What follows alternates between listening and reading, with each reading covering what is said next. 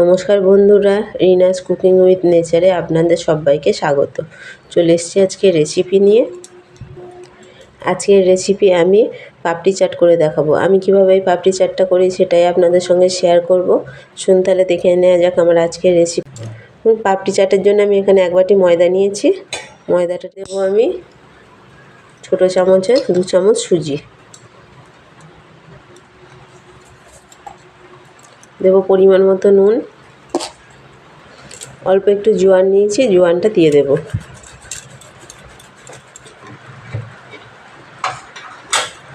ময়ামের জন্য অল্প দেব সাদা তেল। ভালো করে ময়দাটা এবার মেখে নেব। ভালো করে ময়াম করে নিয়েছি, এবার জল দিয়ে একটা ডো তৈরি করে নেব।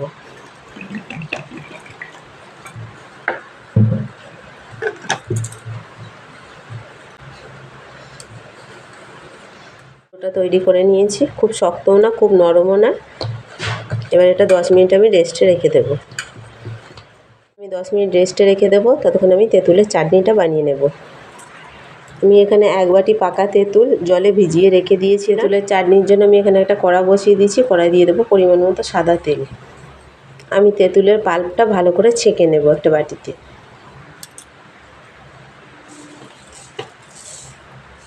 অল্প একটু জিরে দেবো তেলের মধ্যে।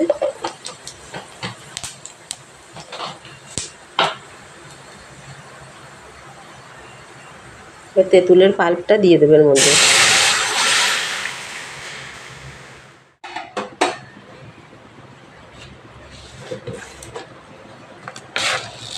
আমি এখানে দেব চিনি, 3 চামচ মতো আমি চিনি দিলাম। আপনারা চাইলে কিন্তু এর মধ্যে গুঁড়ো ব্যবহার করতে পারেন।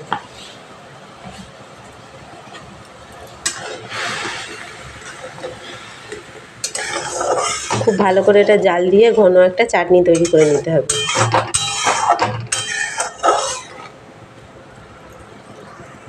ঝালের জন্য অল্প দেবো একটুখানি লঙ্কার গুঁড়ো, খুব সামান্য।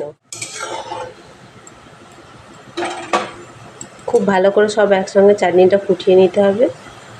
চাটনিটা বেশ ঘন হয়ে এসছে। আমি এখানে একটু ভাজা মশলা ছড়িয়ে দেবো। এর মধ্যে জিরে, ধনে, মৌরি, শুকনো লঙ্কা আছে, এটা ভাজাটা ছড়িয়ে দেবো।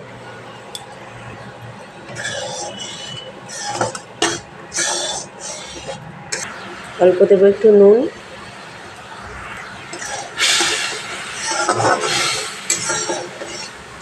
চাটনিটা কিন্তু ফুটতে ফুটতে অনেকটা ঘন হয়ে এসছে। আমি এবার এটা নামিয়ে নেব। চাটনি কিন্তু আমার একদম রেডি হয়ে গেছে। ময়দাটাও সেট হয়ে গেছে। আবার একটু মেখে নেব ভালো করে। ময়দার ডোটা খুব ভালো করে মেখে নিয়েছি। এখান থেকে এবার লেচি কেটে নেব আমি।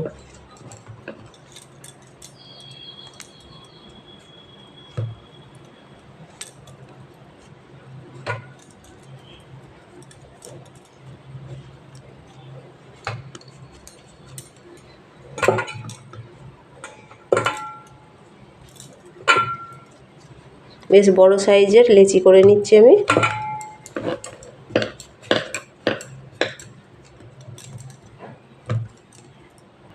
অল্প একটু তেল দিয়ে দিচ্ছি।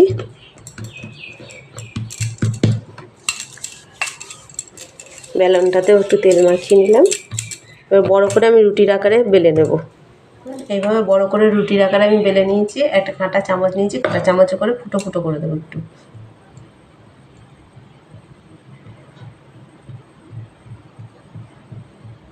এভাবে ফুটো করে দিলে কিন্তু পাপড়িগুলো আর ফুচকার মতো ফুলে উঠবে না। এবার একটা গ্লাস নিয়েছি, গ্লাসে এরকম ধার একটা গ্লাসে করে করে আমি গোল করে করে মাপ করে কেটে নেব।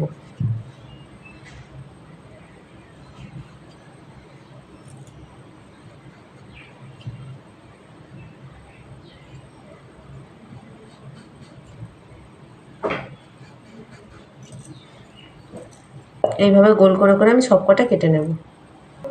এইভাবে করে আমি তুলে নেব আস্তে আস্তে।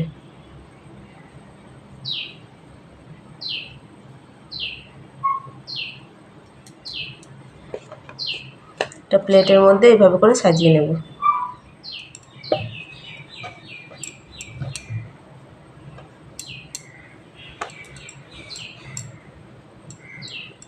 এইভাবে করে আমি কতগুলো পাপড়ি তৈরি করে নেব।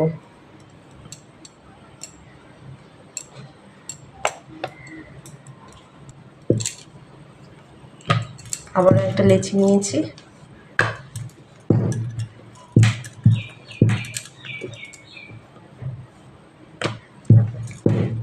একটা গ্লাসে করে এইভাবে করে কেটে নেব।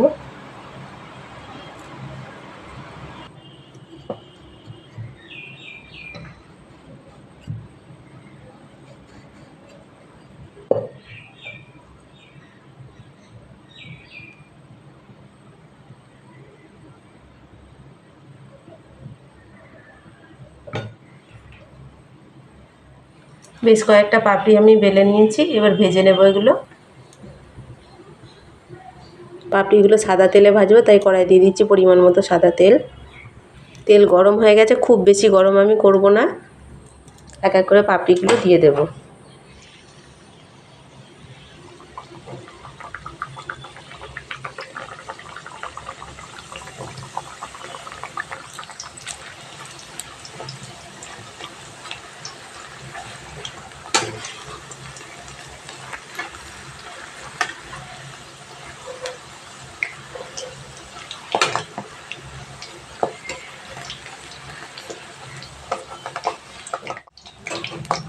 এইভাবে করে উল্টে পাল্টে পাপড়িগুলো লাল লাল করে ভেজে নিতে হবে।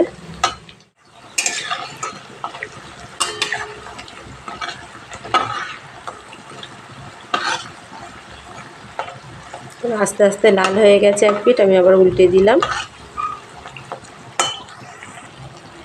এই পাপড়িগুলো ভাজা হয়ে গেছে, আমি এবার তুলে নেব। এরকম লাল করেই কিন্তু পাপড়িগুলো ভেজে নিতে হবে।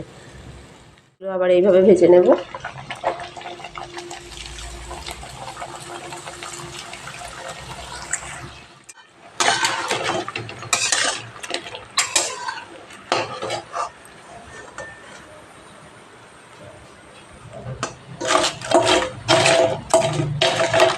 একটা পাপড়ি ভেঙে দেখাচ্ছি কতটা মুচমুচে হয়েছে।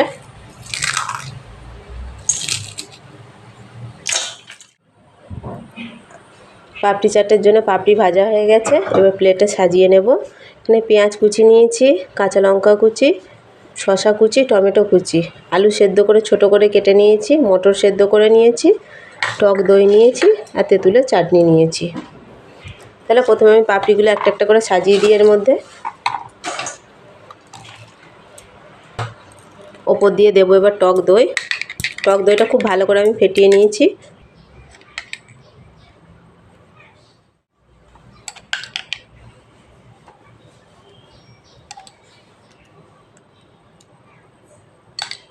সবগুলোতেই অল্প অল্প করে দেব।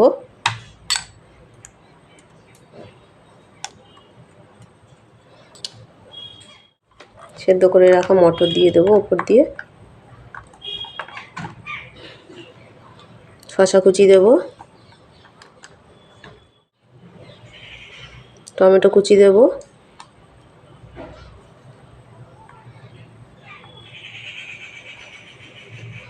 পেঁয়াজ কুচি দিচ্ছি,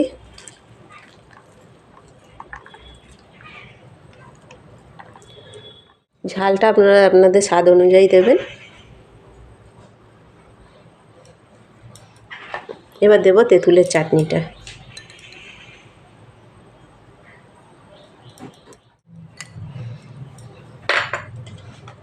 আর একটু মটরগুলো দিয়ে দেব।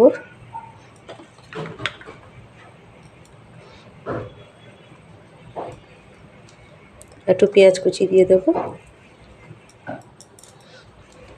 ওপর দিয়ে ঝুরি ভাজা ছড়িয়ে দেব।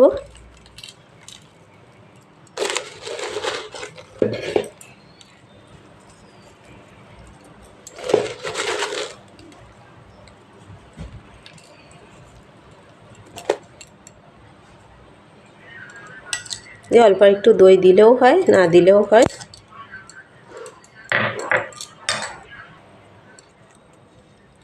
ওপর দিয়ে দেবো একটু ভাজা মশলা।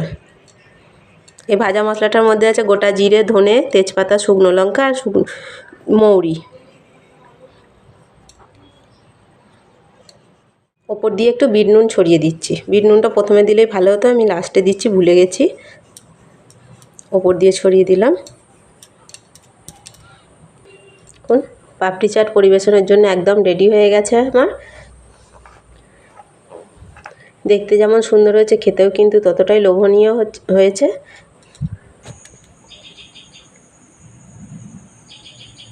এই পাপড়ি চাটের রেসিপিটা আপনাদের ভালো লেগে থাকলে একটা লাইক, কমেন্ট, শেয়ার করবেন আর চ্যানেলটা সাবস্ক্রাইব করে আমার পাশে থাকবেন। ফিরে আসবো অন্য কোনো রেসিপি নিয়ে।